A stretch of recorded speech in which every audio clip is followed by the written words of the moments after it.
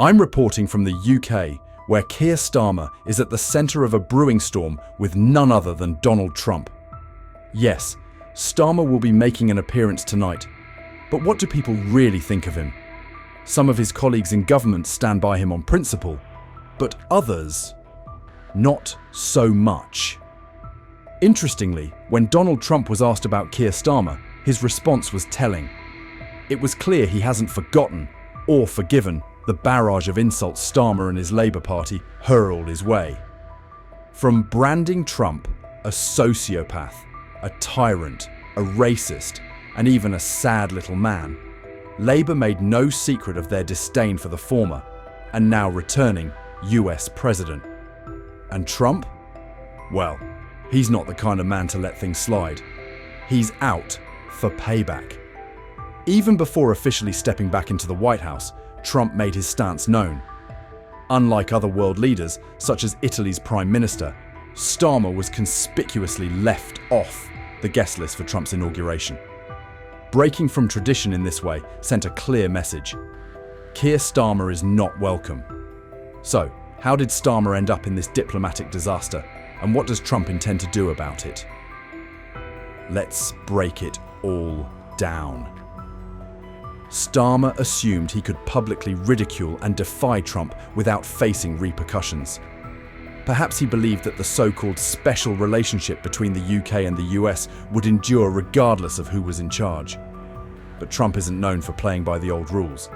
He's a man who remembers his opponents and ensures they feel the consequences of their actions. Look, Starmer bet on the wrong horse, says a senior political analyst. He thought a Democratic administration would be in power for years to come, so he burned bridges with Trump without thinking about the long-term consequences. Now, he's facing the fallout, and the consequences are piling up. Snubbed at the inauguration, potentially facing economic repercussions, and witnessing Britain's influence in Washington plummet, Starmer and his government are now scrambling to salvage what they can. Labour spent years mocking Trump, portraying him as an existential threat to democracy and a political sideshow. But now, Trump is back in the Oval Office, and he's making sure they regret it. Take, for example, Labour's Foreign Secretary. Did he seize the chance to apologise for his previous crude remarks about Trump? Among them, Trump is not only a woman-hating, neo-Nazi sympathising sociopath, he is also a profound threat to the international order. If not, will Starmer himself step up to make amends? And what about the Labour motion to ban Trump from addressing Parliament? Will Starmer prove he can rise above petty student politics and extend an invitation now? The reality is, the US is Britain's largest trade partner. With the looming risk of heightened tariffs on UK exports, putting British manufacturing at risk, does Starmer have a plan to rekindle negotiations on a free trade agreement with the US? After all, the Biden administration shelved those talks, and now Starmer's dealing with a president who outright dislikes him. And make no mistake, this isn't just about politics, it's personal. Labour activists didn't merely criticise Trump from across the pond, they went further. Some even flew to the US to actively campaign for Kamala Harris. That's not just an ideological statement, it's direct interference in an American election. An unforgivable move in Trump's eyes. In fact, Trump has hinted at taking legal action against Labour for their involvement in US politics. A statement from his campaign even confirms a formal complaint has been lodged. So, the question remains, how will Starmer navigate the diplomatic and economic minefield he now finds himself in? One thing is for certain, Trump isn't about to make things easy for him. The controversy surrounding alleged foreign interference in the US election has taken a dramatic turn. The Trump-Vance campaign has accused Britain's Labour Party of inspiring Kamala Harris's left-wing policies and even sending activists to the US in a bid to sway the vote in key battleground states. In a now-deleted post, a senior Labour figure reportedly announced there were 10 spots available for volunteers to fly to the US. with accommodation provided. However, Labour insists that any members involved are acting of their own accord, with no official backing or funding from the party. Trump's team, unsatisfied with this explanation, has taken the matter to the US Federal Election Commission, citing concerns about undue influence. Whether Labour officially coordinated this, and at this stage, there's no evidence to support that claim. But given the political climate, Trump's team sees this as an opportunity to reinforce their nationalist message. The Trump camp argues that Labour represents everything they oppose: globalist policies, EU-style diplomacy, and a rejection of economic nationalism. Trump is focused on lowering taxes, revitalizing industry, and maintaining a robust military presence based on power, not bureaucracy. Meanwhile, Starmer's Labour leans towards international cooperation and regulatory oversight. And this is where the rift deepens. Trump prefers forging alliances with nationalist leaders such as Italy's Giorgia Meloni and Argentina's Javier Milei, whereas Starmer is seen as another pro-EU politician with a pro-China stance, certainly not the kind of leader Trump wants as an ally. Despite Starmer's attempts to remain diplomatically relevant, he is unlikely to win Trump's favour.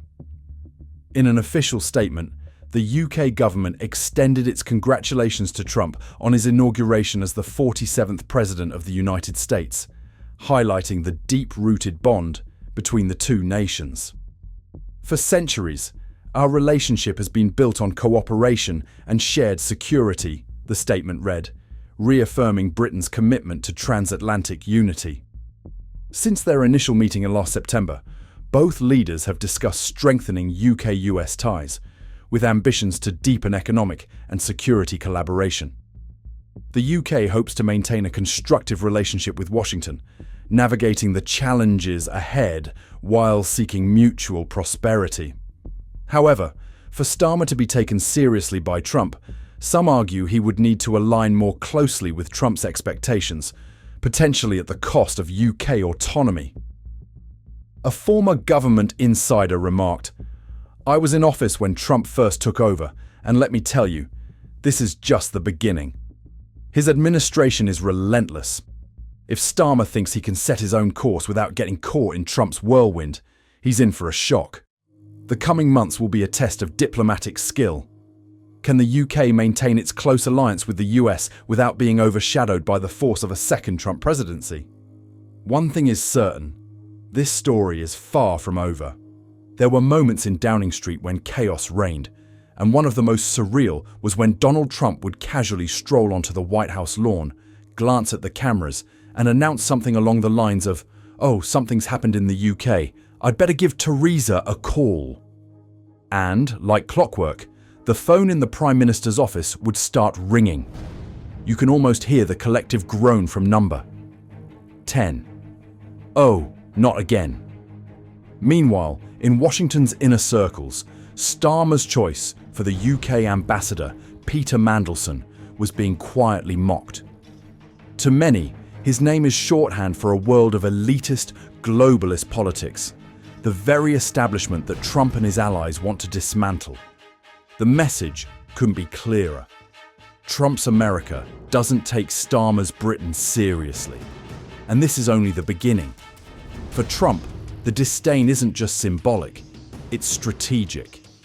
He has already hinted that countries refusing to align with his vision will face consequences, starting with the UK. We're going to put tariffs on countries that take advantage of us. They want to make their country strong, but they hurt us in the process. Look at China, India, Brazil. They've been doing it for years. Well, that stops now. We're putting America first.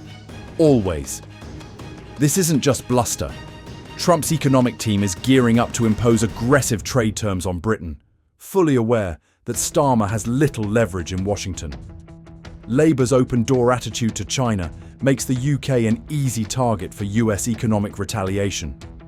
To Trump, Starmer is a weak globalist, someone who would rather prioritise Beijing than build strong ties with Washington. And here's the brutal reality. Starmer desperately needs a trade deal with the US, but Trump knows he holds all the cards.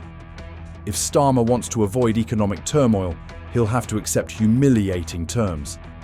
Under Trump, the UK's access to American markets could be slashed, spelling disaster for British businesses. And who would be to blame? Starmer. When questioned about this brewing storm, Starmer's response was diplomatic but uninspiring. As if all of that wasn't bad enough, Starmer now faces a new enemy, Elon Musk. And Musk isn't just a billionaire, he's a force of nature, a close Trump ally, and one of the most influential figures on the planet. And he loathes Keir Starmer. So the question is, how long before Labour realises that ditching Starmer is the only way forward? Right now, Trump holds all the cards and Starmer holds none. His humiliation has only just begun. What do you think? Will Donald Trump retaliate against Starmer by freezing out the UK? Is removing Starmer the only way to salvage the special relationship? Drop your thoughts in the comments below. If you enjoyed this breakdown, don't forget to like and share the video. And of course, hit that subscribe button for more deep dives into British politics and how it's shaping our future. Stay tuned, there's plenty more to come.